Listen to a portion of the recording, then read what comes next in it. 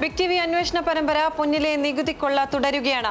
GST നൽകാതെ സ്വർണ്ണക്കടക്കാർ വിൽക്കുന്ന സ്വർണത്തിന്റെ ഗുണമേന്മ എത്രയെന്ന് അന്വേഷിക്കുകയാണ് ബിഗ് ടിവി.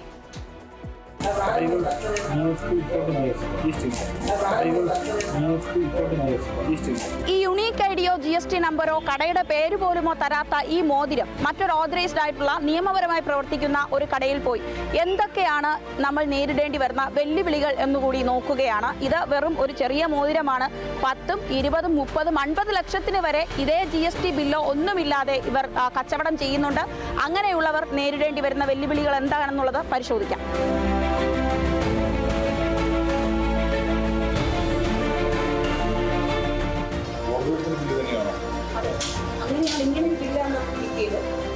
ഹോൾമാർക്ക് സിമ്പിൾ ഉണ്ട്, പക്ഷേ ഹോൾമാർക്ക് അല്ല. അതായത് ഹോൾമാർക്ക് എന്ന് പറഞ്ഞാൽ ഇപ്പോൾ HUD ആണ്. അതായത് ഹോൾമാർക്ക് ഐഡന്റിഫിക്കേഷൻ നമ്പറാണ്. 6 ഡിജിറ്റ് നമ്പർ ഉണ്ടായിരിക്കും. പക്ഷേ ഇതിൽ കാണുന്നത് അത് വരുന്നതിന് മുമ്പുള്ള പഴയ ഹോൾമാർക്കാണ്. യൂണിക് ഐഡി ഇല്ല. ഇത് നമ്മൾ ഫ്യൂച്ചറിൽ ഷോപ്പിൽ എക്സ്ചേഞ്ച് ചെയ്യാൻ വരുമ്പോൾ ചില പീസുകൾ അനൗൺസസ് കിട്ടാം. ചെറിയ ചെറിയ പീസുകൾ വലിയ വലിയ ആയിട്ടൊക്കെ ആകുമ്പോൾ ചില ഭാഗങ്ങൾ മാത്രം അനൗൺസസ് ഉണ്ടായിരിക്കും.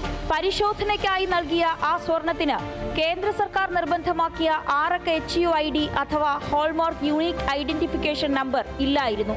നിയമപരമായി ഈ സ്വർണം വിൽക്കാൻ പാടില്ല.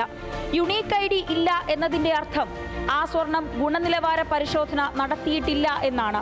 അത് എവിടെ നിന്ന് വന്നുവെന്നോ 22 കാരറ്റ് ഉണ്ടോ എന്നതിനും ഉറപ്പില്ല.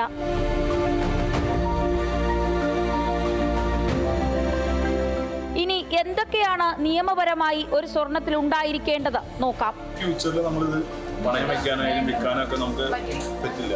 നമ്മൾ വാങ്ങുന്ന ഉപഭോക്താവിന് തന്നെ നമുക്ക് ചെക്ക് ചെയ്യാനായിട്ട് നമുക്ക് ആപ്പ് ഉണ്ട്. BS കെയർ എന്ന് പറഞ്ഞിട്ട് ആപ്പ് ഉണ്ട്. അതിൽ വെരിഫൈ HUD എന്നുള്ളതുണ്ട്. നമുക്ക് ഹോൾമാർക്ക് യൂണിക് ഐഡി ചെക്ക് ചെയ്യാനുള്ള ഓപ്ഷൻ അതിലുണ്ട്.